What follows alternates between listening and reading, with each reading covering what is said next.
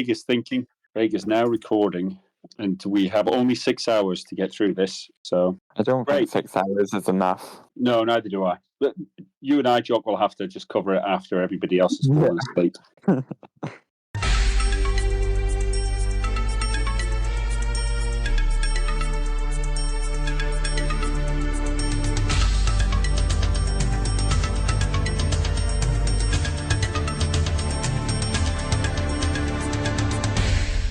Welcome to Vassals of Kingsgrave.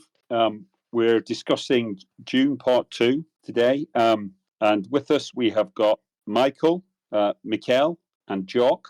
And I'm your host, Pat. Dune Part 2 is a 2024 American epic science fiction film directed and produced by Denis Villeneuve, who co-wrote the screenplay with John Spates. The sequel to Dune, it is the second of a two-part adaptation of the 1965 novel Dune by Frank Herbert. It follows Paul Atreides as he unites with the Fremen people of the desert planet Arrakis to wage war against House Harkonnen. Timothée Chalamet, Zendaya, Rebecca Ferguson, Josh Brolin, Dave Bautista, Stellan Skarsgård, and Charlotte Rampling and Javier Bardem reprise their roles from the first film, with Austin Butler, Florence Pugh, Christopher Walken, Léa Seydoux, and Soheila Yacob joining the ensemble cast. Does everybody? Shall we start with you, Jock? Do you want to just tell us what you thought of Dune Part 2? Quickly, give us a lemon cake rating. I'd probably say about 4 out of 5. Okay. Great. Sometimes I struggled a bit with like the color palette, but other than that, like I think the rest of the story was pretty good. I quite liked some of the changes, like making the Harkonnens a bit less just pure evil, but a bit more complexity to them. I quite liked. Good. Okay. And so I take it then, when you're talking about changes the adaptations made, then you've got experience of Dune in the past with other adaptations and the books, maybe? Yeah. Okay. And so would you call yourself somebody who liked Dune, pro-Dune? Yeah, I quite like Dune. Yeah, so you've enjoyed the books and the previous adaptations. Well, not so much the previous adaptations. I didn't mind Children of Dune, but yeah. Okay, great. Okay, Michael, what about you? What did you think of Dune 2? Ooh, I would give this 5 pinches of melange. There's no perfect movie, but I just really, really liked this one, and I would describe it as just a magnitude better than Part 1. And I've also read the books, and I thought that the changes that Denis Villeneuve made were inspired and made the characters more interesting than they necessarily were in the book. So I liked the soundtrack, I liked the cinematography, I liked everything in this. So yeah, I have some nitpicks, but no, I was very positive about this. Okay, and what about your history with Dune? Have you watched previous adaptations? Have you read any of the books? Are you a fan? Are you pro-Dune? I've read the book. I found the book. It's fine. It's better than fine. It's good. But I don't find Frank Herbert's writing of characters to be particularly compelling. I would say I've watched about half of the David Lynch version, which is something else. I don't know how to describe the David Lynch version. It's just crazy. Yeah, definitely. Okay, and Michal, we've sort of exchanged messages on the Dune chat forum on the Vassals of Kingsgrave Discord, and I think you are probably maybe the most neutral stroke negative on this film out of all the people that we've got on so far. So do you want to share with us your lemon cake ratings and what you thought of it? Yeah, well, I am unsullied. I guess I'll lead with that fact. I think I picked up the book in high school and was like, got like 3 pages into it and was like, who is this boy? No, thank you. So yeah, I don't know. I saw the first movie. I was like very medium on it. And then I saw this movie and like was honestly expecting to enjoy it more than I did based on kind of the superlatives I was hearing. I mean, like, best sci-fi movie since Empire Strikes Back and that kind of thing. It is certainly a gorgeous looking experience. But I turned to my sister at one point and I was like, is this really boring or is it just me? And she was like, no, and she's read the book and she was like, no, it's really boring.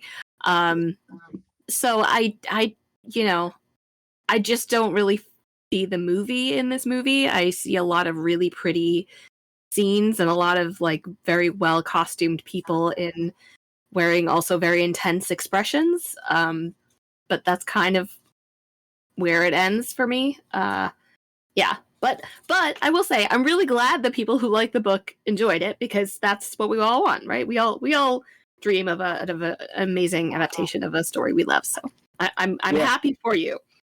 Yeah, well, I'm happy for me as well. I think I sort of sit probably where Michael is, but it's always great to get somebody else's perspective, somebody who's not read the books, because I do get the feeling that book readers have so much nostalgia and buy-in for the books, particularly some of the ideas and the concepts, that they're almost willing to overlook any of the problems that the film might have. So it's always good to get an impartial point of view. Brilliant. Okay, great. Okay, well, I think what I'd like to do then is move into actually discussing the movie, and say that there'll probably be spoilers for everything in the movie, and in the first movie, and in the first book. So if you are somebody who hasn't read the books and want to, or seen the movies and want to, it's probably a good idea to drop out now, because I just don't know any way to discuss this without covering spoilers. So what I would say as well is we sort of, if you come into this movie cold, some people have said you can see Dune Part 2 without having seen Dune Part 1. I don't think that's the case, but I'm going to assume, rather than recapping the whole of Dune Part 1, I'm going to assume that everybody here sort of knows where we're up to. Paul is the son of a young duke who's been trapped by the Emperor and his family's historical enemies, the Harkonnens, and his whole house has been wiped out. Only Paul and his mother have escaped, to our knowledge, and they are hiding out with the indigenous peoples on the planet of Arrakis. I don't know if there's anything else anybody thinks that we need to go into in any more depth on that. Anything else that's really important? Because I think if you've come to Dune 2, you probably understand everything about spice and space travel, and the Bene Gesserit. Has anybody got anything else they think that we should add to that? I know Dennis himself said he wanted or was either pressured into putting a pseudo recap, which we sort of get with Princess Irulan, sort of recapping things that have happened. But I remember being in this part and trying to think, if I was a naive newcomer who hadn't seen part 1, boy oh boy, you would have to be paying attention to really understand what's going on. It would just seem like nonsense being thrown at you. Right at the start of the film, I think the thing that stood out to me the most was this is mainly Paul spending time with the Fremen and integrating himself with their community as they fight the Harkonnens. And I think the one thing that maybe stood out to me here was when Paul made his statement about how he could be useful to the Fremen because his family had this historical feud over hundreds of years. As we've already said, there was some great cinematography in that. In these desert scenes, and I felt that I really bought into the movie right from the get-go because of that cinematography. And I would say I think this is a film that maybe you need to see in the cinema to fully appreciate it. Has anybody got anything else they want to add to that? I thought it was very well done. I appreciated, again, very excellent cinematography, particularly the opening scene where there's some sort of jewel eclipse going on, so everything's bathed in this strange orangey light. I really enjoyed Jessica's role, where she has to obviously take the poison of the worm and undergoes this transition and becomes almost, let's just say, a very different character compared to how she is presented right at the start and post-worm induction. Definitely. Yeah, I thought that was quite a powerful scene. Yeah, the Jessica stuff actually was part of my beef with the movie. Like, I thought Jessica was a really cool character and someone who kind of skated that line of being like an emotional source for Paul, but also being like a very effective political actor while also like rebelling against the people who she was supposed to be a political actor on behalf of. And then she kind of takes this drug, and it is very effective. You know, like the scene is extremely evocative. And it's like, okay, bye to her. Like, now we have psycho tattoo face zealot mom, and that's it. You know, like I kind of thought her point of view became very flat after that. And like, I thought it was a strange choice to open with like Paul talking to the fetus. Like, I thought that was a little weird. But you know, I mean, I'm aware that that's a character who is of significance. But I guess I also I do know a little bit about it. Like, I've read some and I've listened to like 2 podcasts about it, whatever. So I know that this sister character like is transformed by this process, but I actually didn't get that sense from the movie. I kind of got she didn't seem that different, other than like now she's talking back, but they were talking to her the whole time. So I don't know if that was a misunderstanding on my part, or, you know, I don't know.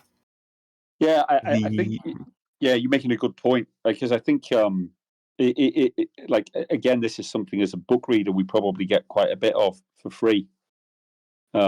So buying into the relationship with Jessica's daughter is, you know, it's a hurdle, I suppose, a non-book reader has to overcome, and it's a case of whether you think the director has managed to achieve that. I would say I agree with Michael, though. I do think they handled the Jessica character very well, because she is much thinner in the books, and you get a lot less of her sort of political machinations. They've fleshed this character out. I do think it's a question I'd like to open up to everybody, though. I mean, why do they think that Jessica is doing what she is doing? Do you think she's become a fanatic? Michal, do you want to answer that? Interesting. I think certainly on the surface, certainly she's giving us all of the like cues for that, you know, like the acting as not just taking on the Reverend. Oh, okay. One thing I also did not understand, actually, when Javier Bardem is like, well, you can either be the Reverend Mother, or you could die. Like, we'll kill you. Yeah. And I'm like, how are they actually gonna? She's the Messiah's mother. She's this person you worship's mother. Like, yeah. You're actually just gonna kill her and like the end, because he's gonna go if that's the case. Like, he's not gonna do this. They're obviously very tight. So like that whole reasoning didn't jive for me. Like, I didn't get why she was taking that risk in the first place. I feel like the Bene Gesserit's whole thing is like sort of religious engineering. So like, I think like that's like the whole purpose of it from her part. Right. Okay. And Michael, what about you? Are you my reading on the threat of death, which I believe in the books is more just an open-ended offer, was a little bit of Lady Jessica realizing that her son has very much bought in and is committed to taking the Fremen path. And while maybe her life isn't specifically in peril, she realizes this is the path she has to take for the sake of her son. That would be my read, I guess.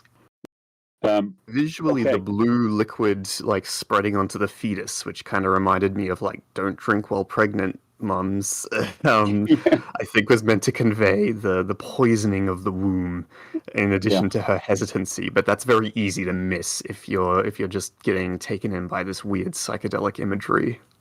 Yeah, well, I think the one thing that stood out to me from the film was that bit where the old Reverend Mother turns around and goes, "But if we'd known that you were like this, we would never have asked you to do this. What have we done?" You know, and then it's almost too late for her. She can't do anything about it because she's passing on her other memories at that time as she's dying. I'm just gonna say, if you get anything done in like a doctor's office or an ER or whatever circumstance, they always ask you and then usually check if you're pregnant. So I'm like, I feel like they could have done a little more due diligence here. Right, okay. At least ask. Yeah, 10,000 years in the future, but they've actually regressed as far as patient care goes. Shocking. Yeah. Women can choose the gender of their baby, but they can't sense that other women are pregnant, I guess. Brilliant. Okay, great. Okay, so I will say, like, I think that logically, yes, there is definitely space for Jessica to ultimately be in this for Paul, whether or not that means he's the real, like, it kind of comes to the same thing, right? Like, he has to be the Messiah so that he can get the things that he wants and that she wants him to have. So, like, it's kind of irrelevant whether or not he is the literal prophesied Messiah who is, like, kind of fake anyway. Yeah, no, I agree with you. I think that's very much my reading of it. Like, I know in the June chat we were talking about, is he actually the Messiah, or is he just somebody who's pretending to be the Messiah? And it almost becomes irrelevant, because by the fact that he's ticked all the boxes, even if he wasn't the Messiah, everybody believes he is. So it's almost like the damage is already done. So speak for Bina here and just say he's a very naughty boy. Yeah. Oh man, I certainly appreciated the Fremen being a bit more diverse in opinions, because this is what I get in the books, is like a condescending monolithic view from Frank Herbert, and particularly for Chani being the voice, the personification of this resistance, because I also think Chani's a bit flat and uninteresting in the books, honestly. Yeah, so definitely. I thought these were, again, good changes made for the sake of an adaptation. Yeah, and I think we get a payoff as well later on with one of Chani's friends, who again mocks Paul quite a bit at the start. I should have docked some points for Christopher Walken as the Emperor, because this is a common complaint, I think. They found his take on the Emperor, which is a rather emotional and brash character in the books. Here it's just very subdued and kind of weird, and it just contrasted, as you say, with the excellent Florence Pugh as Irulan. Yeah. Michal, have you got anything you want to say? I have to say he didn't really inspire, it's interesting, right? Because sometimes it's actually almost more effective for like the Emperor in like all caps that, they've been talking about and that, we've heard of for so long, to like actually not cut that impressive of a figure. But he's so clearly just a puppet of the Bene Gesserit that like it like and so clearly just Christopher Walken that like I think the combination was maybe not as punchy as I would have liked. Although again, like I don't mind seeing him like frail and all that kind of thing. Yeah. What about you, Jock? Are you going to defend Christopher Walken? No, he wasn't walking enough. Like he. Okay. Well, I thought he was. Because he was seated most of the time. Yeah. Okay, I haven't got any drum sound effects, but we should be doing the badum-tus for that. But I apologize. That's how we open the podcast, obviously. Great. No, I thought he was. I thought he was good. I didn't need anything. I mean, I think it's a very difficult character to do. If you go back to some of the adaptations, I think the trick is what they try to do is they try to show this almost like the last days of the Roman Empire, some sort of like Caligula type figure of tremendous success, and it becomes almost comical, and I don't think it becomes serious enough. So I think I would say that Denis handled that as well as could be expected, really, because it was quite a difficult character to deal with. But that's just my opinion.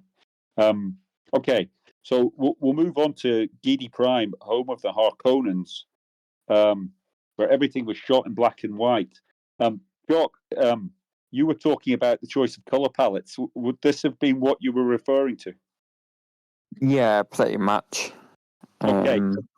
So did you find this inspired cinematography, or did you have a problem with it? I felt like a bit of a problem with it because, like, for me, made it quite difficult to like get a sense of place. Like, it all felt like they were all like one place, and like the way that did, like there wasn't really any distinct like colors or changes in colors. It all just felt like one package. Yeah. What about you, Michael? Did you think it was a good choice with the black and I was white? just having fun on Giedi Prime. I was just marveling at the grayscale, but not quite grayscale, or whatever you call it, and the strange insect clicking people with their things and the gladiator, and I just was enjoying all of this strange stuff. So, and the ink fireworks, it's all, yeah, I like it. I don't have anything clever to say. Okay, all right. And Michal, what about you? Did you enjoy it? I did, yeah. I mean, it's certainly extremely evocative and visually very arresting and all that. I should can we talk about Feyd-Rautha specifically? Yes, let's get on to Feyd-Rautha, because I do think and Adam mentioned this on the Discord earlier on. Do we think that one of the reasons that Dune 2 has been so popular is because Denis cast quite well and attracted in a younger, wider demographic than a lot of other sci-fi movies, because he's cast people like Austin Butler. So yes, let's talk about Feyd. What did you think of Feyd? So it was a very striking performance, and like I'd heard of this character before, and also I'm just really proud of myself for remembering his name. Although I will say that half the time I call him Fenring, so whatever. But he was bothering me through the whole movie, and it took me till like after, when I was like, oh, he's just a double beat. Like in writing, you're not supposed to repeat things that don't have significance, and or crowd a point of significance with excessive repetition.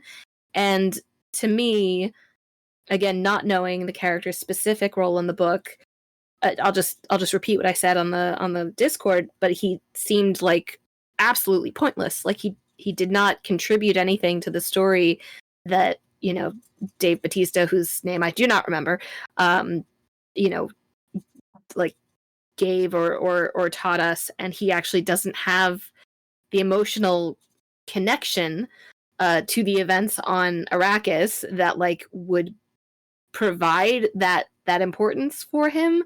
So like I can understand from a 10,000 year Bene Gesserit view that the guy is supposed to be a foil for Paul, but to me, foils are all about arcs, right? And Feyd-Rautha doesn't have an arc. He just is bad and really fun to watch, but super bad, and stays super bad. Like it almost. I just like, because Paul's arc is a corruptive one. It would almost have been more interesting to me if they like changed it. And like, what if Feyd-Rautha, literally almost said Fenrir right there. What if Feyd-Rautha was like, wait, am I bad? Should I be good? Like, what if I don't like my uncle, evil Baron Harkonnen? Like, what if he had like a slight redemption arc and then Paul kills him?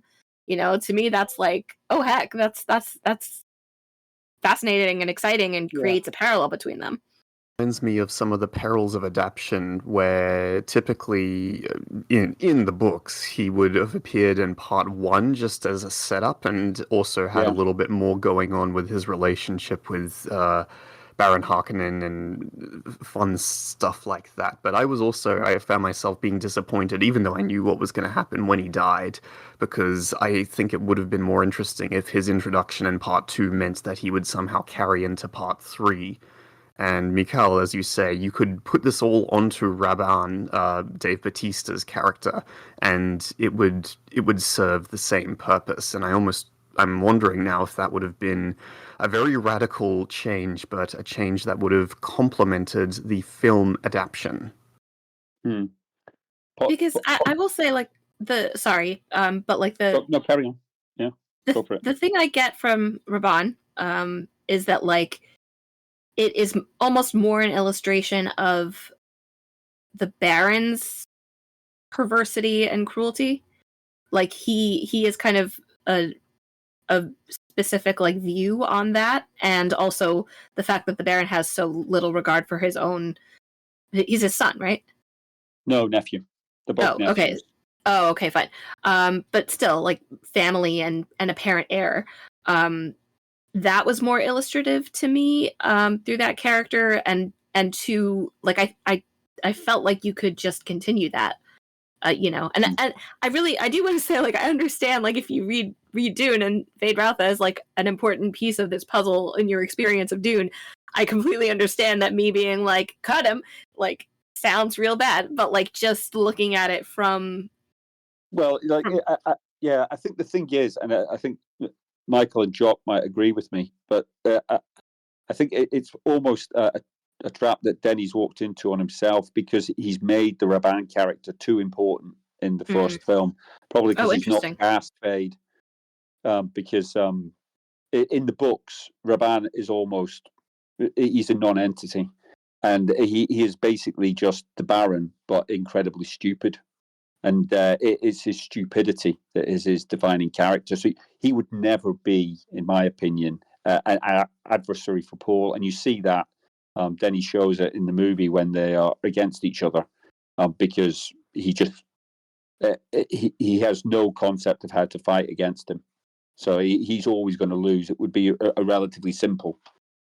That almost makes me annoyed that they didn't cut Rabban and then just make Feyd-Rautha like, kind of the junior boss in the first movie, and then he's like kind of the big boss in the second movie. Yeah, but I think it's the perils of making a franchise movie, isn't it? He made the first one, and he doesn't know if he's going to get to make the second one, and he has to try and tease the audience enough.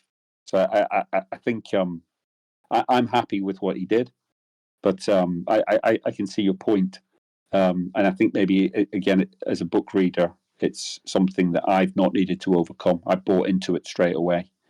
That's the thing I keep thinking of is like History of Westeros, when they talk about Game of Thrones and House of the Dragon, like they have this law of conservation of characters, and like that this seemed like a perfect opportunity for that to me. But again, like I think Austin Butler was great. I don't know why he has the accent where Rabban doesn't, but it was certainly really fun to watch him, even though I will be completely honest, at the point where we like go to the planet and they're in the arena, I was like, this seems like a perfect opportunity to use the bathroom, and I did, and I came back right when he was killing that guy, and I was like, yes, perfect. I just missed the fight. I've timed it perfectly. I've not missed anything. Right. That is probably the Run P moment of this film. I was like, I feel like this is it. I'm gonna do it. I'm gonna go. Great. Okay. Okay. Well, let's move on. We'll get a chance. Let's talk about Lady Margot Fenring and her meeting with Feyd. So, how did this strike you? I thought this was really well done. I don't think they covered this as well in the books. I don't think they've covered it as well in any of the adaptations. But I think it's maybe the first time for me that I ever got a feeling of just how the Bene Gesserit worked. The sort of like the powers of persuasion and manipulation that they had at their disposal, because before we were just told that they had it.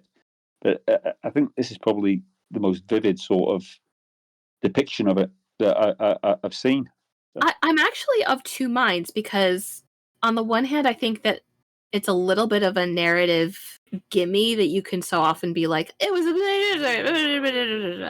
on the other hand, they are really cool, and like the fact that they are so thoroughly amoral and for such a long time have been like absorbing young women and churning out these like of their own kind zealots is really fascinating to me. I think there's like they're planning like an HBO show about like the beginning of the Bene Gesserit, and that's really interesting to me. But I will say, like, kind of the Margot thing, it really did feel a little bit more like this little island of story in the movie that didn't really matter, other than I guess the high Bene Gesserit, the Reverend Mother, her like interest in it. But I was like, I know that Feyd-Rautha is not going to be the Messiah, so like it doesn't, it was not. I wasn't curious about the outcome. Yeah, but I quite like the dynamics in the scene. Like, I do quite like the sort of like Asimov style of like the Bene Gesserit, like, and like their dynamics, and I feel like that was pulled off really well in this film. Yeah, I mean, I think just to come back to what you were saying, Michal, as well. I think there's that one bit where at the end where Margot is saying to the Reverend Mother Gaius Mahayam that they've got the ability to control Feyd, which they don't have with Paul, because they've got the levers, with humiliation. That they know that they can use him, so he's important to them. What about you, Michael? Do you have anything you want to add on this particular scene? I would just say you can really feel the focus of Denis in that this faction of the Bene Gesserit he really wants to emphasize in their control, their manipulation behind the scenes, to the detriment of the guild, the mentats, the other ones, that this seems to be what he's most interested in, and perhaps understandably, because I would say of the factions, they are the most interesting. Yeah. Okay. All right. So if we're moving on, then I think we've already touched on this. I think the next bit that sort of stood out to me was Jessica building this myth of Paul as the Mahdi. So we get to see her traveling around amongst the Fremen, initially preying on the weak and then converting the stronger people. As Paul's beginning to rise through the ranks of the Fedaykin and acquiring sort of greater prestige and power, and she makes this decision to travel south. And I think we've already talked a little bit about the Water of Life, but this is where she visits the little maker compound where they actually make this Water of Life by drowning baby sandworms. And this is where she's basically prepping Paul's test to become this Messiah that everybody's expecting, this Kwisatz Haderach. Again, I thought this scene was really well executed and gave great visuals and sort of like it. One thing I think Denis done really well is he's actually made this whole film but believable. The effects have been fantastic. Anybody have anything they want to say about this particular scene?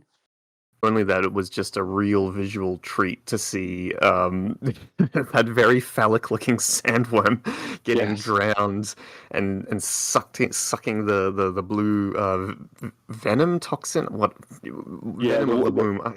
Yeah. I think in the books it's the bile, isn't it? It's the hyper spice, concentrated spice. Yeah, shocking lack of knowledge. But this is like one of the scenes where I don't think they've shown this in any of the other adaptations, and it is just something I wanted to see. So It was just a very inspired take. I wasn't sure that they did kill the worm, so that's cool. I mean, good to know. Okay. Well, in the books, they drown the worm. That's how they get this. That's how the worms die. They get drowned, and in drowning it, the water that it's sort of being drowned by winds up in its stomach, and it, as Michael was saying, becomes this hyper concentrated spice, this poison that they have to transform.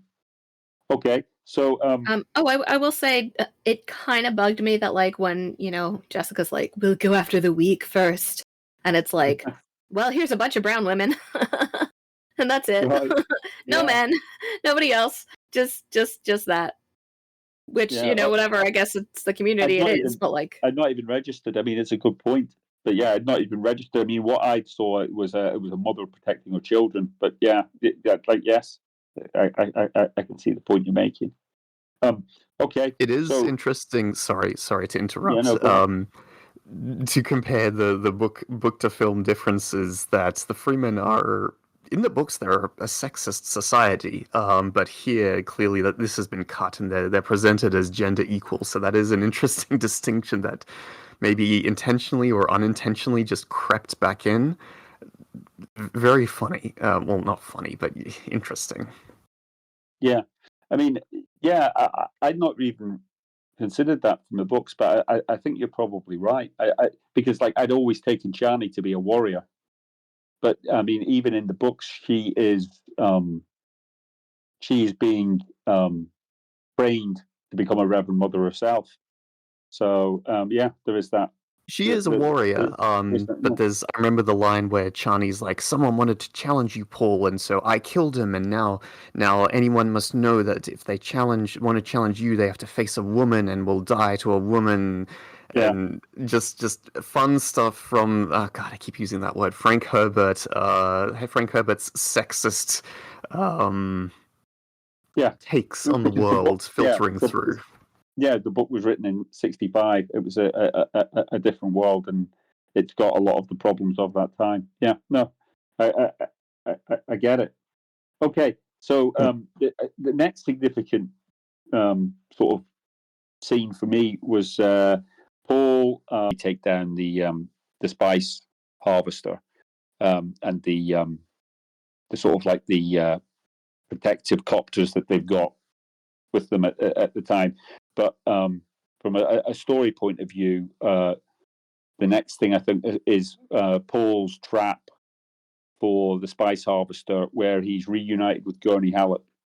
I don't think there's much more to say on Gurney just at the moment. I think he's important later on. But we're following Paul's continued desert campaigns, and I think the sort of like the major point to take from this now is the Fremen almost totally control the planet, and the Harkonnens are trapped inside the cities because Raban, who's been the governor of the planet, has failed to defeat them. And there's sort of like the Baron's answer to this now is to bring Feyd to Arrakis.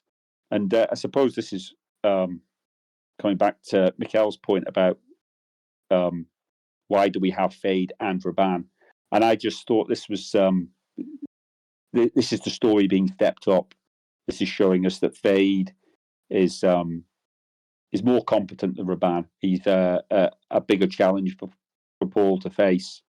And I think for me, the biggest impact from this moment came, to my shame, I can only refer to as Chani's friend. But it's when Feyd destroys their home, and she is basically left as the rear guard action and kills 9 of the Harkonnens with her Krisk knife before being burned alive. But she was somebody who was a skeptic of Paul at the start, but has died believing in him. And I think it's quite an important beat for me, that, because it shows how the conversion process that Jessica's begun is sort of taking grip in the Fremen society. Has anybody got anything on the large chunk of the film that I've just commented on in a couple of sections that they want to comment on or add to? I like the role of Gurney as the very obvious instigator for action and war, and a path that Paul in the movies is much more resistant of, and genuinely doesn't want to go south, doesn't want to use these nukes, doesn't want any of these visions that he sees for the future of himself. I just thought that was a very nice contrast and some nice character work between the two. Yeah, it's a good point. I'd not even thought of Gurney like that, but yeah, when you think about his moments in the film, he was definitely pushing more towards war, wasn't he? Yeah, definitely. What about you, Michal? Anything to add? Well, it's interesting that Gurney is kind of functioning under the old world, but the thing is, it kind of turns out to be the same. Like, the new world turns out to be the same as the old world. When all is said and done. I think this was kind of the part of the movie where I was really starting to lose my grip on Chani. I like her her very pronounced dedication to and passion for Paul seemed really conflicted to me with her, like, but don't do the thing. Don't do the thing. I'm going to hate you if you do the thing. And I'm like, why are you, like, you seem too smart to, like, be unaware of the clear direction that this is probably going in. and also not really doing that much to prevent it. Like, I really would have liked to see her reaction to, like, I mean, again, I know her friend was left behind as like a rear guard, but like, how would she react to like this person who she's not some, fanatic from the South. She's her skeptical friend. Like, how is she responding to that arc of her becoming a believer who is ultimately willing to die, for this guy who Chani doesn't want anyone to die for? Like, is there any part of her, at the end of the, sorry to skip ahead, but just like to reference, like, at the end of the movie, Arrakis is freed from the Harkonnens, right? And to her, that doesn't seem to have any value because it didn't go the way she wanted. And like, obviously, I know that it goes badly ultimately, but like, it's interesting. Her point of view was just very strange to me and kind of shifting. And like, I felt like all Zendaya had to do was kind of like proclaim stuff, and kind of stand as an opposite.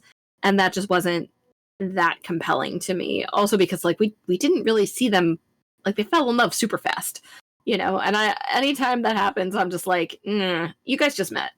Like, yeah. Well, you were just perfume commercial lady, like, in the last movie. Like, this is, I don't know. I think I can take your criticism about the romance being too fast. I get that. I think what I would say in Johnny's defense, and I'm going to reference back as well as tying it forward to what you were saying. I mean, there is that bit in the introduction in the first film where she says, "We are wondering who our next oppressors will be." And really, I think that's why she leaves in disgust at the end of the movie, is because she's realized that she has helped create the next oppressor with what Paul has announced. And I think at the time when her friend is left behind as the rear guard, you see, this is something that I'm maybe reading into it because of the books, but they were very much community focused, and I would imagine that, again, I'm reading into it, but this is just my interpretation, that what Chani's seen is she's seen a friend who has stayed behind to protect the siege, rather than to die for Paul. It's only when the friend makes that announcement to Feyd, as she's about to die, that you suddenly realize that I felt that she's become a fanatic. What Jessica's been preaching is now converted the strong as well as the weak. Yeah, no, that's fair. That's fair. I think, and I know you need Chani there in the final confrontation for a couple of mechanics, but like, I almost feel like it would have been stronger if she had just, like, when he took, if they had had like one conversation after he took the juice and she revived him, which I really thought that was a very cool scene. Then she was like, "Oh no, this is you now. You've actually lost yourself. You've done the thing that I told you not to. I'm out." I feel like I would have some more respect for her. If she'd have gone out sooner, rather than doing it.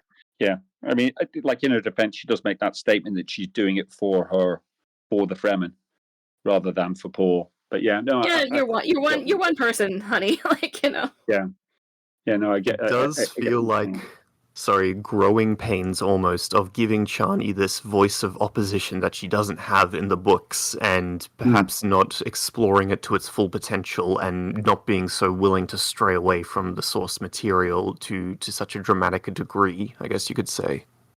Yeah, I mean, I think what I'd say in defense of Denis on that point, though, it is, again, like, this film is what, 2 3/4 hours, something like that.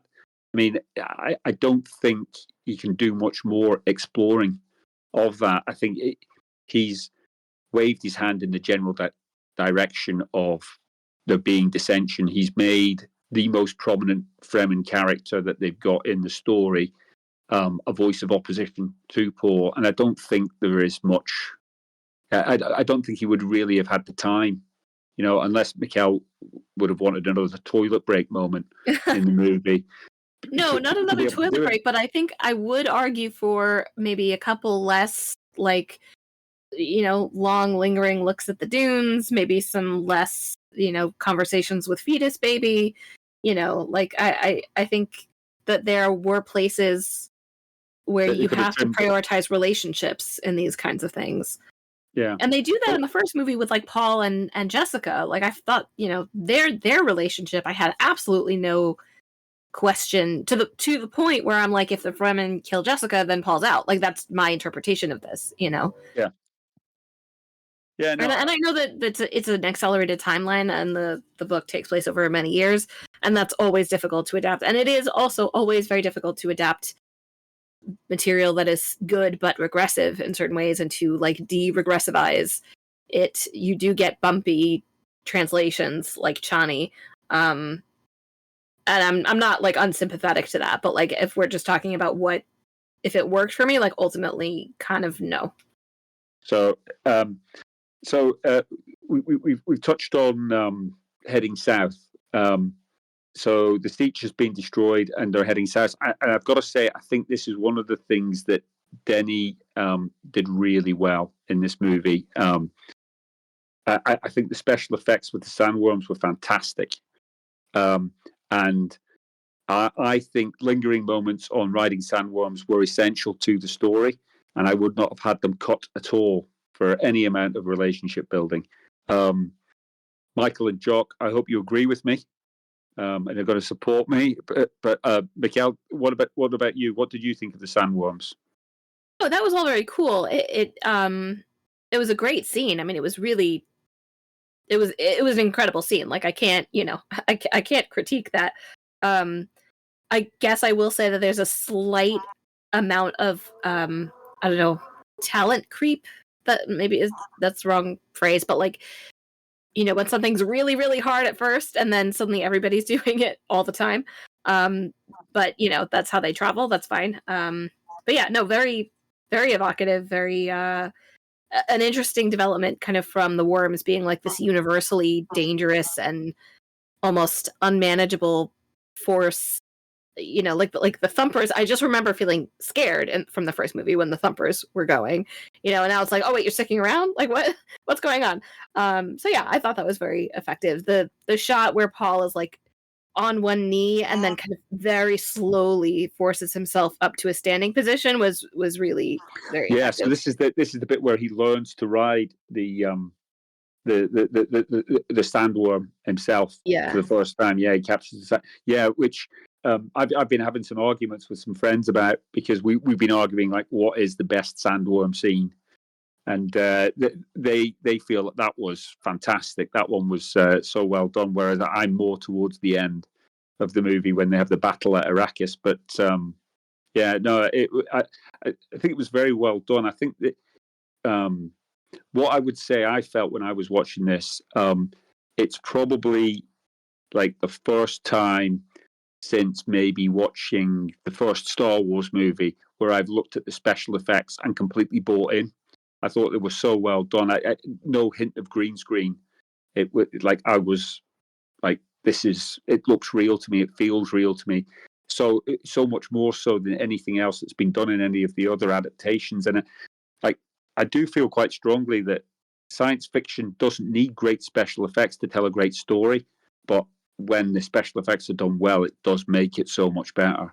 I couldn't get over how well done it was, and I do think again it's another reason why you probably need to see this film in the movie in the cinema, because if you don't have that experience, the impact of it just won't be enough. Jock, what about the sandworms for you? Were you as impressed as I was? Yeah, I really like the sandworms. In general, like all the design work has been pretty impressive. Yeah, it's been very good. And what about you, Michael? Apart from them looking like giant phalluses, have you got any comments that you want to? It was only the real little one. The big ones were fine. I really enjoyed the pulling away of the plates. They're not even plates. They were like this soft, spongy but very hard tissue. And just from a world building sense, I was like, that's great. And then there's things underneath. That's very important for the book reader, because that's how they steer the worms, isn't it? They expose these more delicate underside fleshy parts. And by exposing them to sort of the harsh atmosphere, they can steer the worms the way they want to go. Yeah, I thought it was fantastic. The detail was brilliant. Sorry, Michael, I cut across you. I apologize. No, that's all I had to say. The worms were clearly the most important CGI facet to get right in this movie, and clearly they did that job. So well done. Yeah, no, fantastic. So, I suppose we're moving on then to the theme. Michal's already mentioned it, where Paul has taken the spice, taken the water of life, and that Chani has to fulfill this prophecy to bring him back. And he's come back, and then he meets with the Fremen leaders, and has that great scene where he basically brings them all round to his side by telling them like their innermost thoughts. Anybody got anything they want to comment on about Paul's taking of the water of life and his assumption of the leadership of the Fremen? I mean, he's a dumbass and shouldn't have done that.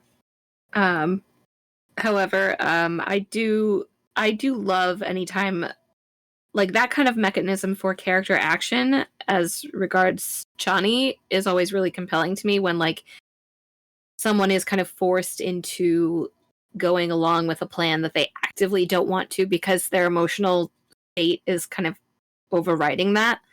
So like of course she is going to like do the bring me the water of life thing even though like she really doesn't want to because for her it's worth it to have Paul be alive, which is actually why I think it would have been really effective to have her leave at that point because it's almost like I saved your body but you're a different person.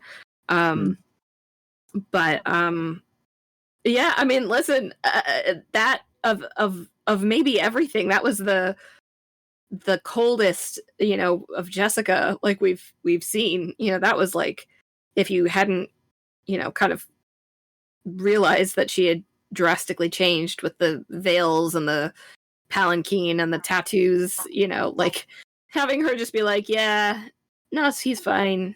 Just, you know, you'll save him. Oh, cool, you cried. Yay, do it. You know, like that was ice cold. Yeah. Okay. Has anybody got anything else they want to add before we sort of we move towards the ending of the movie? I have something very small and stupid. There was that one Freeman who had like a Scottish or Irish accent, and oh my god, did it take me out of it? Like I couldn't believe that. I thought I was like hearing a dubbed over or something, but no, that was the choice they made, and that's a choice. Well, I think that's all Southern Fremen speak with broad Scottish accents. It's it is known. Stilgar doesn't, and Stilgar's from the south. That's true. Yeah, I can't answer. Stilgar has to like look like a Middle Eastern jihadi. You know, like that's what he has to look like. And speak so like he can't one. speak like that. Exactly. It's also been revealed to us that he is actually the grandson of the Baron Harkonnen, and that Feyd-Rautha is his cousin. In the throne room, there's a demonstration of the Fremen's power, and how Paul has now acquired this tremendously effective army. He orders all the Sardaukar murdered, just leaving the Emperor and his retinue. Paul then kills the Baron, and to complete his coup, I think it was probably an improvement on the books, if that's not heresy, in that Paul then issues the decree to the rest of the great houses who've been called by the Baron to Arrakis, and the great houses are like one of the great powers in the universe. This group of the Landstrat, that he is now going to be the new emperor, and he's told that they don't accept him as emperor, and that's when he launches the holy war of the Fremen on the rest of the universe. And at that moment, then I think Chani leaves Paul, and we just see her ride off into the desert on herself as a sort of like a conclusion. Have I covered it correctly? Has anybody got anything they want to add on? Anything I might have missed in that wrap up? I think everyone acknowledges in June Part 3, at the end, that it was rushed and feels a bit strange, like Frank Herbert was like cramming this in so that he can then move on to the next book or something like that. So yeah, giving a little more explanation, a little more time to this, what is not even a wrap-up now that you're having the war launching against the other great houses, but I think it is appreciated in that it's just not so jammed together. Well, I think, like, from what I remember from reading the books, like, at the end, Paul almost delivers this as a fait accompli, and like, we don't get the Guild of Navigators in here, and we lose a great book scene from it as a result, where Paul basically snookers the Emperor because the Guild, who are in control of all space travel, back Paul over the Emperor because he's in control of the spies. So we lose that. But like, what I always found difficult when I moved from Dune to Dune Messiah was understanding how we suddenly got to this massive war, this jihad. Whereas, like in the movie, it's explained perfectly. You know, we see that Paul's got some pushback from other powerful people in the universe, and as a result, he's had to bring them to heel. And in doing that, he's done it by launching this war against them and using this fanaticism that the Fremen have for him as a way of bringing the Empire under his heel. I don't know, Jock. Have you got anything you want to add on the finish, or how the movie wrapped up? I actually feel like the wrap up was quite good. Like, I know it's quite weird to say for like an almost 3-hour film, but it felt a bit short. Yes, yeah. As somebody who's read the books, definitely. I mean, I think I'm a little, again, just like, I was ready for the movie to be over, so I was looking at it with like a colder eye, but I still was a little bit like, but okay, so why are all these people, like, why are all the houses like, no, we like the old Emperor?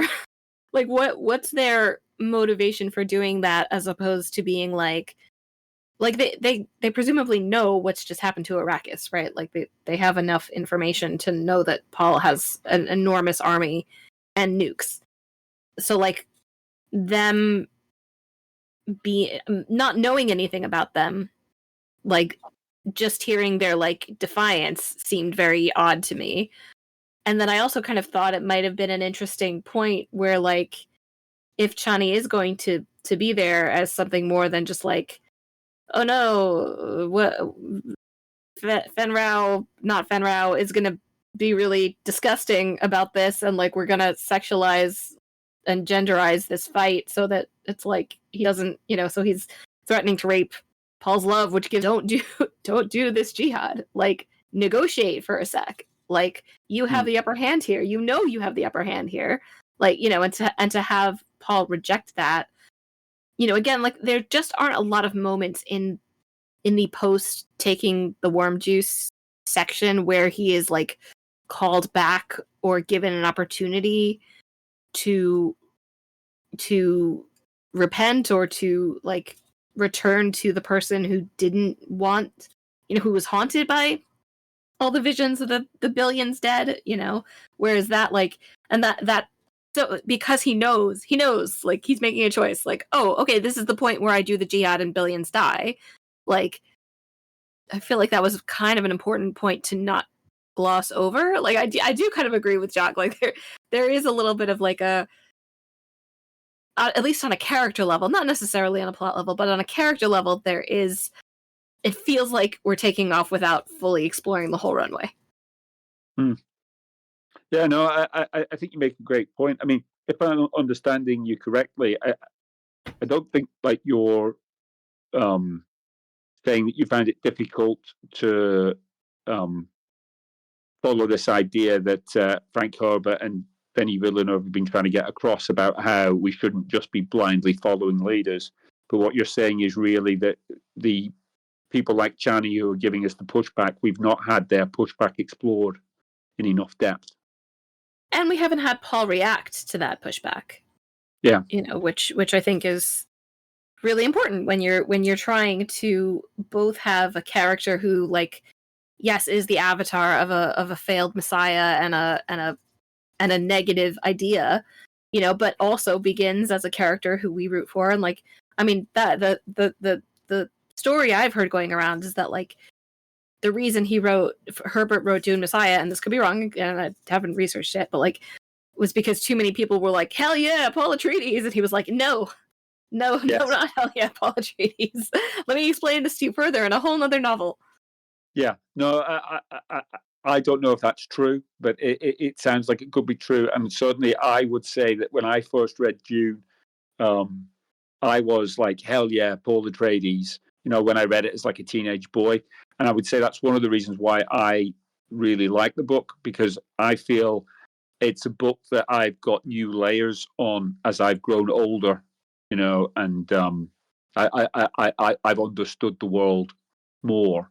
I think it's revealed itself to me in more detail, So that's one of the reasons why I like it, because it says more to me, on reread.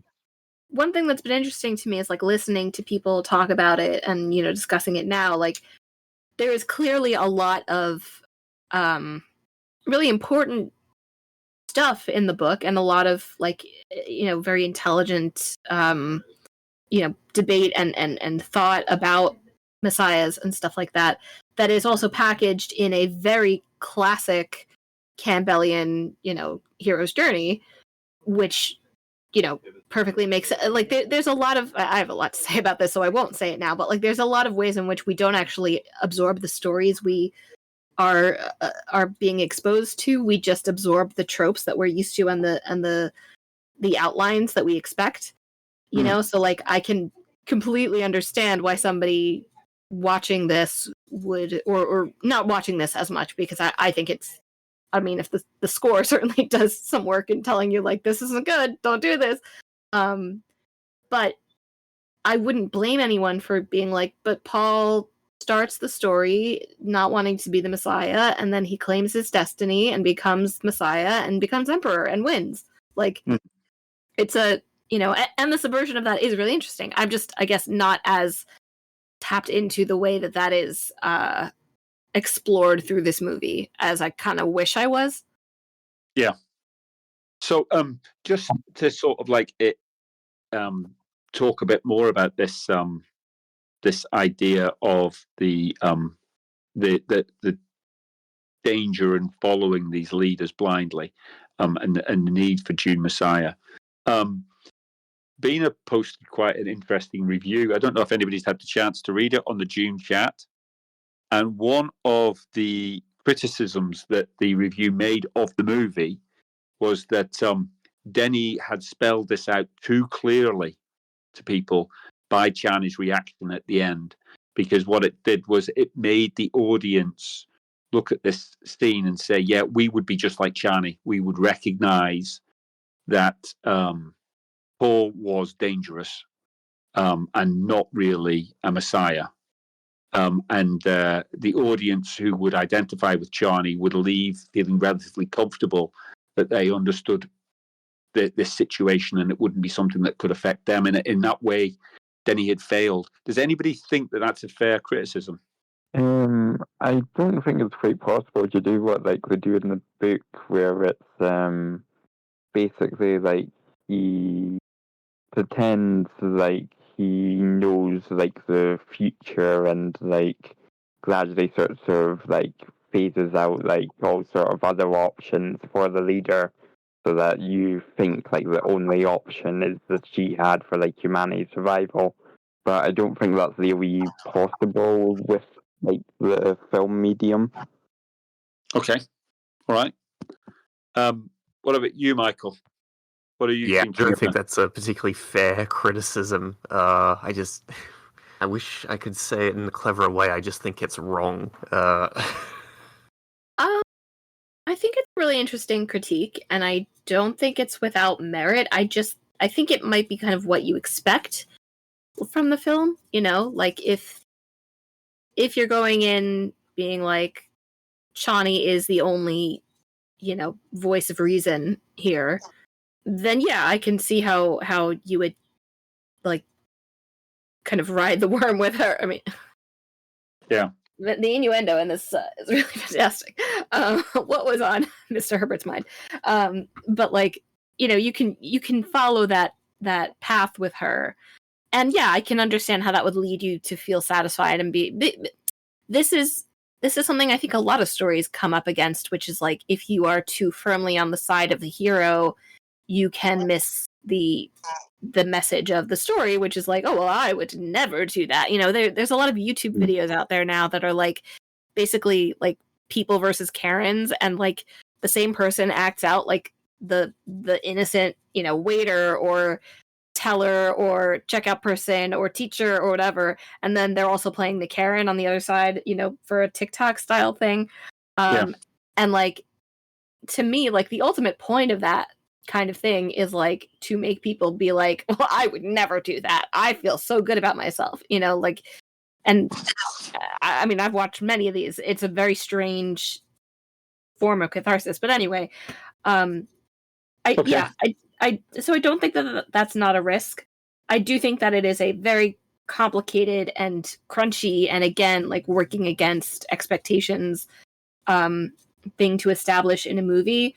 So I don't blame Villeneuve for being what some people might see as on the nose with it. Okay. All right. Oh, great. Okay. Right. Well, that sort of wraps up my synopsis. So I think there's just a few general things that I'd like to cover. I mean, I think the first one for me I'd like to talk about is maybe the characters and the actors who've portrayed them, because again, I think Denis has done really well here with the casting. I think all the actors have done a fantastic job. Did anybody have any problems with any of the actors, the characters, or the casting? We've gotten Christopher Walken not working out. Yeah, the only like objection. mine. Okay, all right. And so, like, apart from the Emperor, everybody else we thought did a good job. Yeah, I didn't have it any was issues a with the acting. star-studded cast. They all did a good job. Yeah. Sorry, Michal, what were you going to say? You didn't have any issues? No issues with the acting. I mean, probably Zendaya kind of rang the most hollow for me, but I think that was also because she had a fairly limited but prominent emotional range to play. Like Jessica just says the same things over and over again, but she's kind of just like popping into the background and being like, and then she's out. Whereas Chani has these like long speeches about like, don't do this, we're Fremen, we're strong, nativism, something, and I think that could be difficult to continue to deliver with full passion. But like, again, like, the scene, the worm juice tears scene, I thought she was excellent in that. Okay. No, great. I mean, I thought all the casting was brilliant. I think, yeah, like the point Michael makes, yes, they've taken a load of prominent, famous actors. But I mean, from somebody, I really enjoyed the stories, the Dune stories. And I've watched all the adaptations like multiple times. And the thing that struck me is just the acting in these is just so much better. I mean, I don't know. Has anybody seen the Sci-Fi Channel Dune adaptation, the miniseries with Alex Newman playing Paul And James McAvoy. Oh, well, no, that's Yeah, I the saw a few yeah, that's the clips. Children of Dune sequel, isn't it? But yeah, I'm just talking Yeah. about the first one. So, has I anybody thought the seen that? costumes looked terrible, and Yes. I checked out from my YouTube scouring. Yeah, I mean, like the guild navigators in there are hilarious. The way that they introduce themselves, and I mean, you have to truly love the book to be able to sit through it and not just switch you off, because it's just so poorly like the leads all do a fine job, but like the minor characters some of them are terrible. They're just so wooden. It's unbelievable. And I didn't have that problem with any of this film. I mean, to see this story told so well, it impressed me so much. I mean, like I think Timothée Chalamet has taken a lot of plaudits on the sort of the reviews that I've been watching on YouTube. People have been saying, "Oh, this is it. He's made it now. He's on the A list. This is his defining role." And Paul Atreides has become like a science fiction movie star in the same way that Luke Skywalker was. And I think that's maybe overdoing it. But I thought he was good. But I mean, like I just thought Rebecca Ferguson as Jessica and this element of the sinister element she brought to the character that wasn't in the books. I mean, all this stuff was fantastic, and they'd all done such a great job. I would say comfortably that I think this is the best science fiction I've watched in the last decade, with maybe Andor being up there, for the quality of acting and the storytelling. I mean, am I going over the top here? I mean, if you ask me, yes, but I'm glad you enjoyed it.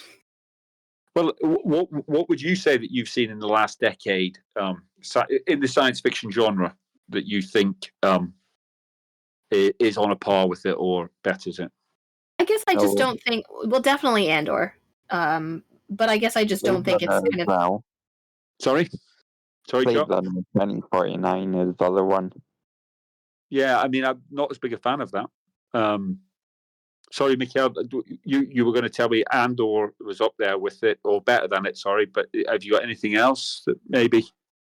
Honestly, no, but like if you're talking how it looks, I'm totally with you. Again, story-wise, I just didn't feel it. I didn't see the themes that other people are seeing.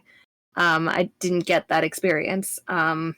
So, I mean, again, to me, like, I was like, beginning, middle, and end of this story, what are they exactly? Like, maybe you could argue there's an ending, but even that is a little bit tenuous. Yeah, I don't think there is. I think, and I think he's deliberately done this, Denny, in the same way as he did in the first film, where Chani gets to say, this is only the beginning. I think he's made a very deliberate ploy because he sees this as a trilogy and he wants to make the third film, and he's left it as that open ending because he wants that third film in the same way The Empire Strikes Back was left open ended for a third film.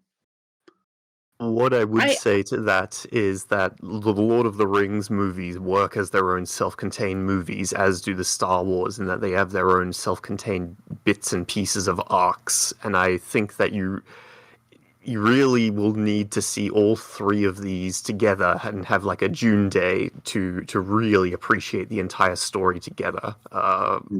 Yeah. Okay, so I'm glad you brought up Lord of the Rings, because something that I guess confuses me about some of the reactions to this movie, and if we need to wrap up, like, just tell me to shut up, that's totally fine.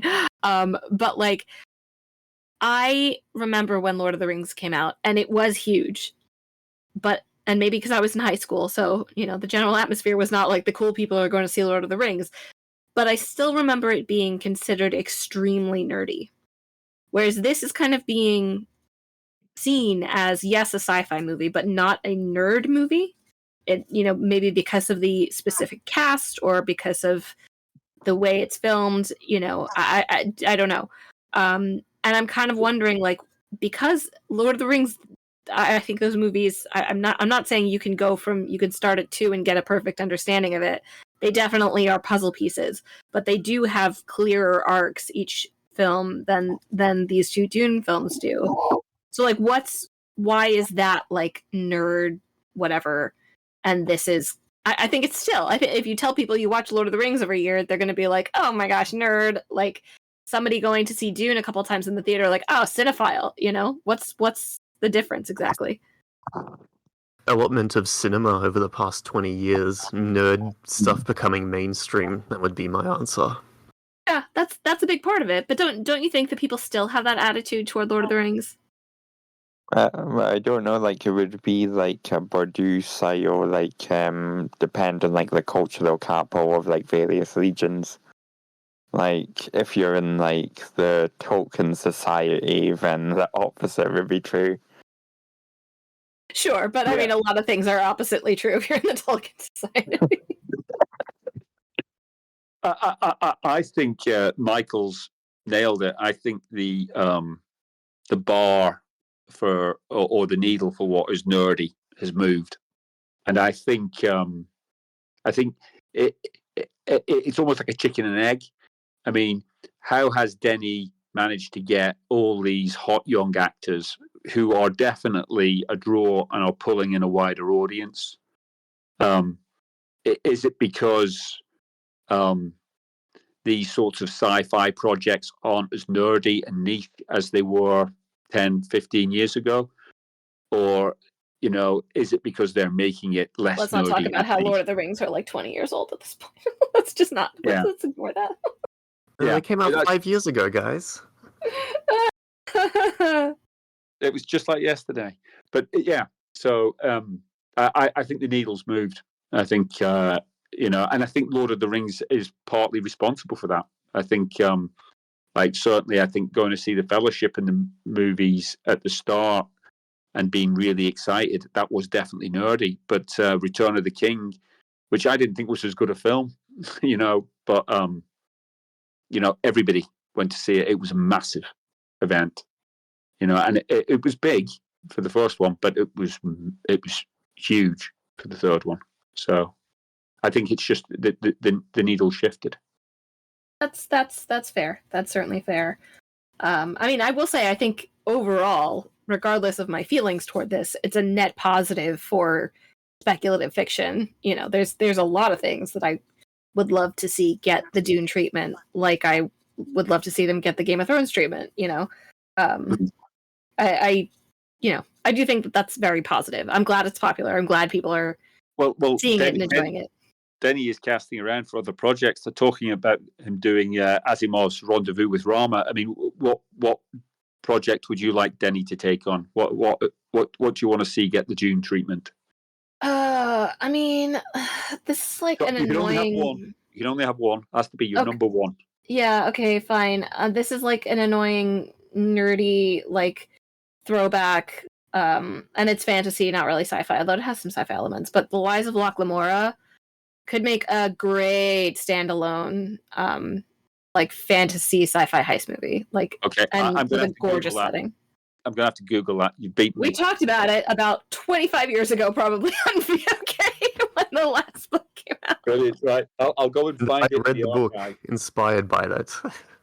Yeah, it's Brilliant. A good book. Great. Well, no, I will dig it out. Okay. Well, I think the only other thing I've got to cover then, unless anybody's got anything else, is how do we think Denis done with this as an adaptation? We've touched on it all the way through, but I think he's done really well in updating this, and I think although I've lost some stuff that I loved from the books, I can see why he's chosen to do it that way, and I would broadly agree with them. I mean, anybody got anything they want to add?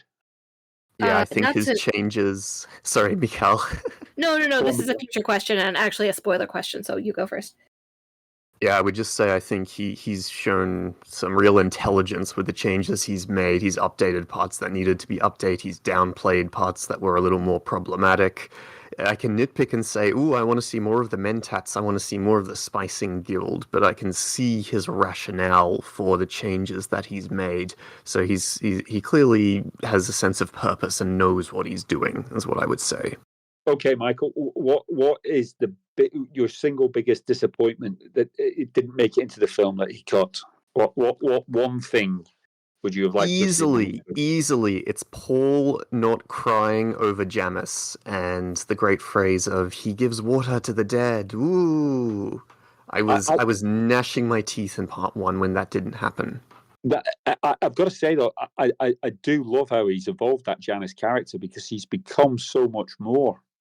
In this idea that because I don't know if it was in the books, but I certainly never got it. This idea that Jamis was his first teacher through the Spice Visions, about In the books, he's a prick, and I'm like, Yeah, you die, you're a little bitch. Yeah. And I thought that was fantastic, the way this character's been evolved. I thought it was brilliantly done. Superb part of the adaptation. What about you, Jock? Have you got anything that we've lost from the books that you think the film needed? I don't really think so. Like, as far as I see it, like, any sort of adaptation is like its own sort of like piece, and like creating like a coherent story out of the various narrative threads in the book is really up to like the people making the movie, and it should stand on its own as that, rather than relying on like the source material entirely. Yeah, no, I completely agree with you. Completely agree with you. And I think it's right. I think I think the one thing that I missed most from it was the way that Paul outmaneuvers the guild. I just love that dialogue in the books where we have the back and forth between Paul and the representatives of the navigators. But I completely understand why it had to go, because it's just another plot thread, and it complicated the story. And I just thought trimming it made complete sense. I'm with you, Jock. I think the adaptation has to stand on itself. It's a different medium, and Denny's done a great job. You know, enjoyed it. Michal, like, you've not read the book, so I suppose it's pointless asking you what you're missing from it. But you were going to make another point. You said you had a spoilery question. So I've had Katie from the Discord has I asked her to kind of tell me the sitch on Dune Messiah, because after I got out of this movie, I was like, I don't really care to see the next one. And then she was like, okay, but it's actually all like politics and arranged marriage, like negotiations and like interpersonal stuff. And I'm like, crap, I'm interested.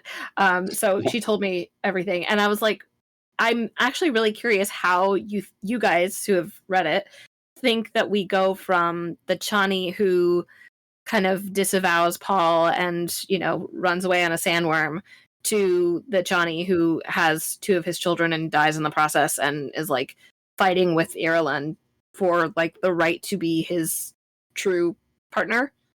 Assuming that I'm characterizing that correctly. Yeah, no, how do you get back to that point? I hope I'm sure Denis has an idea, but he hasn't shared it with me. Yeah, I have heard on internet gossip Denis already written the treatment for the third movie, so he's keen to get it, and I think it's already been, because Dune 2's been so successful, that he's already got the green light to make it as well. So it's happening, as far as I'm aware. It's going to be a question of when, not if. And I also think that he has responded to the comment that you've made, Michal, and said he's actually come up with a really clever way of bringing her back in. I think Chani in the books is a much more one-dimensional character, and she almost blindly follows Paul, so we don't have this difficulty of them reuniting. But it definitely happens, because we've seen it in Paul's visions in the first movie when they're flying over Caladan together. So it will happen. How? I have no idea. Jock, have you got any suggestions? I don't know. I am not a competent person in this field. Okay. Right. Well, that's you being unnecessarily modest. But yeah, I can't help you, Michal. We're going to have to wait and see. But Denny is definitely he's definitely got you to buy your advance ticket for the next movie. That's really annoyed. Sure. I'm legitimately really annoyed, because that is so my jam. And like, I was actually partly interested in this movie because I was told that Florence Pugh was going to play the person that Paul Atreides had a political marriage with, and then it was like barely at the end. So yeah, as many criticisms and as I had for this movie, it seems like I might be back in the seat for round 3. I don't doubt that one of the ways that Denny's got Florence Pugh to take what is comparatively a minor role in this movie is on the promise that she is going to be front and center in the next one. So I think you're going to get what you were hoping for in the next movie. That would be hilarious, wouldn't it? Like if I'm like totally mad on the first 2 movies, and I'm like, yeah, but once you get to the third one after 5 hours, like, you know. Yeah, that's it. You've got to watch all 6 hours to start with before you finally get the payoff. Yeah, no, yeah. I'm looking forward to it. So I think we're all in agreement. Then we all want to go and see the third movie when Denny finally gets around to doing it. I have a shocking treason sin to confess. I haven't actually read Dune Messiah, but I want to know if I should before I see the film. I can't answer that question. I would say, did you enjoy the book or the movies more? Probably the movies. No, actually, definitely the movies. Right, well then wait and don't read it. Because like you're enjoying Denny's adaptation more than the original source material, and it will spoil it. Yeah, that's a good point. That's a good point. I mean, it's a conversation I used to have with people when we were watching The Expanse and reading the books, and they were always like, "I don't want to be spoiled because I'm enjoying the show so much. I'm getting that from it. So don't spoil yourself." Definitely. What about you, Jock? Would you agree with me? Yeah, I think so. It's also quite difficult because, like, if you read like the Herbert books, like he tends to change his mind sometimes in the books, like especially about like Paul's characterization.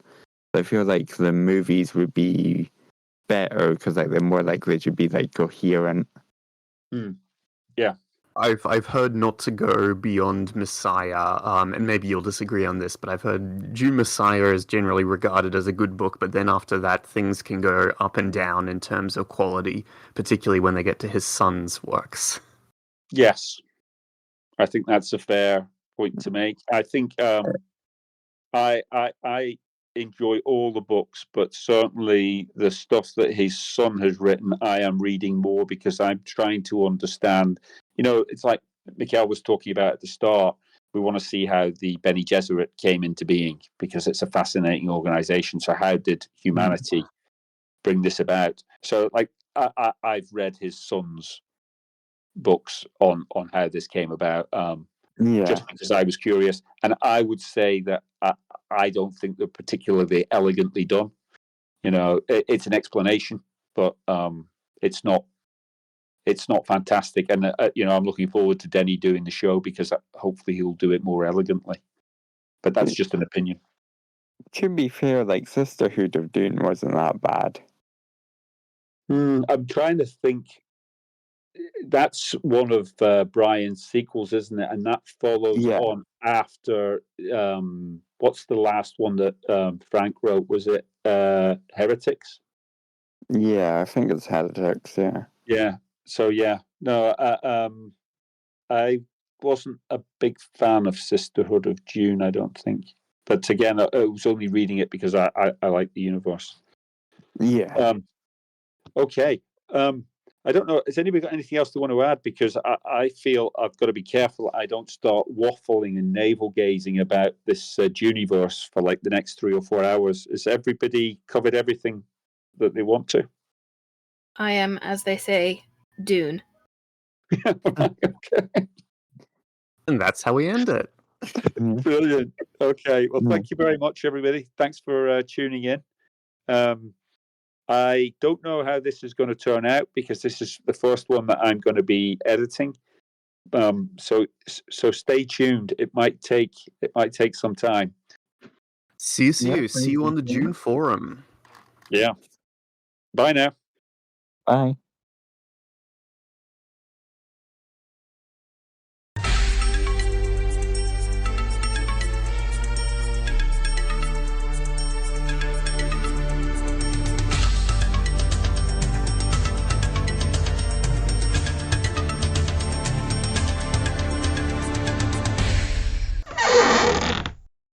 May the spice be with you. That's not in the film. She's a phony, everyone. She's a big fat phony. Right, get off, you Star Wars fan. I do feel like this has been a little bit like, it's been 45 years of Star Wars versus Star Trek or whatever. And then suddenly it's like Dune has re-entered the chat. Like, now I'm thinking of Spaceballs, Dune 3, we need more money.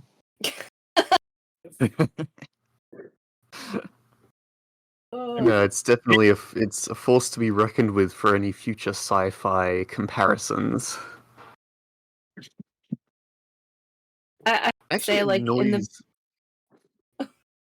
Sorry, quick joke in the scene where Paul like goes to the Fremen and like goes into the circle and everything. There's one like, and he's like screaming at them and telling them about their grandmothers and everything. There's one wide shot where you see like just how big it is, and I'm literally like, how can we not have a zoom in on some people just going like, what? What is he saying? What? I can't hear him. The acoustics are great in that cabin. Like it just echoes amazingly.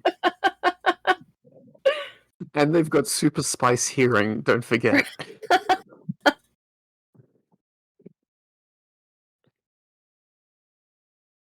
I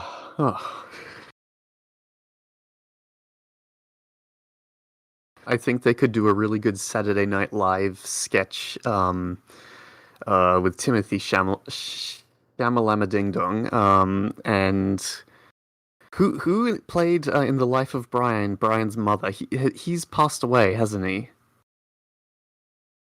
Oh, it's Michael Palin. Or Terry something? Terry Wiggin, is it? There's a good skit there. It just writes itself. He's not the Muad'Dib. He's... I guess the internet's made that joke already, so...